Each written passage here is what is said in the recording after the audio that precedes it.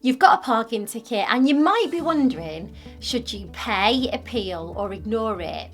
Well, let me break down your options so that you know exactly what you need to know. When you park in a private car park, typically owned by private landowners or managed by parking companies, you've got to follow their rules. These car parks are often found at places like hospitals, supermarkets and universities. If you don't comply, you can be fined, so always check for signage stating that car park's rules and consider taking a picture just for your records, just in case you get a ticket. A parking charge notice, shortened to PCN, is the official term for a private parking fine. You might have had one handed to you by a parking attendant, left on your windscreen, or maybe delivered by post.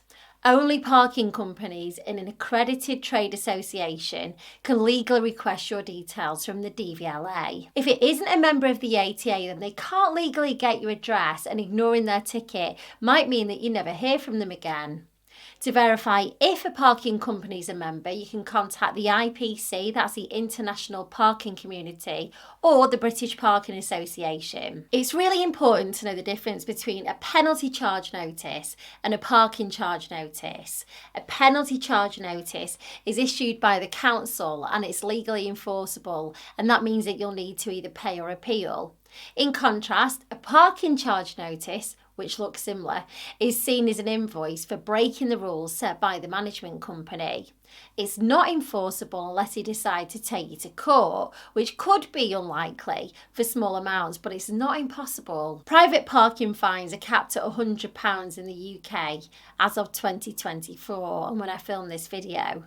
The fine amount can vary based on location, with busier areas like London likely to be more expensive. Remember, if you pay within 14 days, you're entitled to a 40% discount. So for a £100 ticket, you'd only need to pay £60 within that time frame. Plans to reduce the maximum fine to £50 have been halted for the minute, so the cap still remains at £100, but that could change. You can be fined even if you're inside your car. Parking attendants must allow a 10-minute grace period, not just to get back into your car, but also to leave the car park.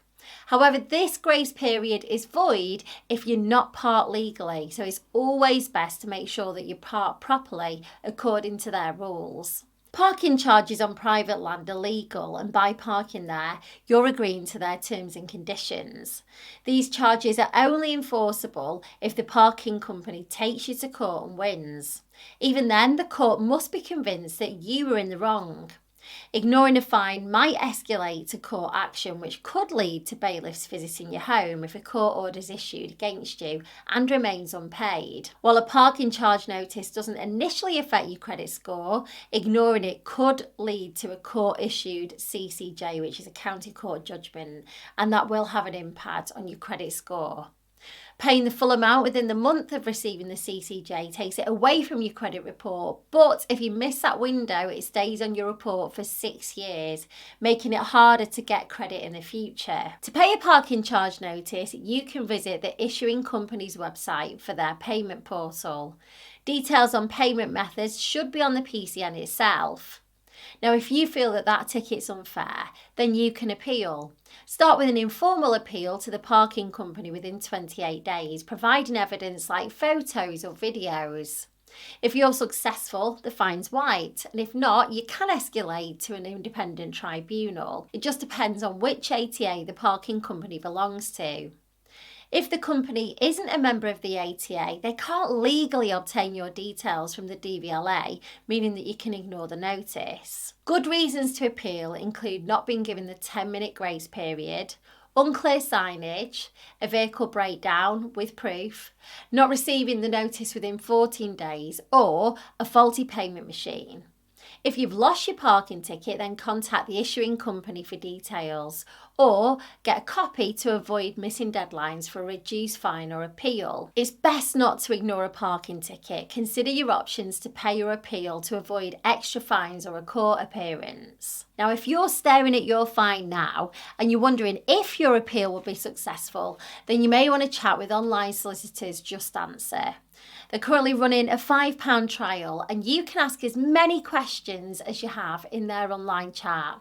I'll leave a link for you under this video, and if you do use it, you'll be supporting the Debt Advice Service, so thank you.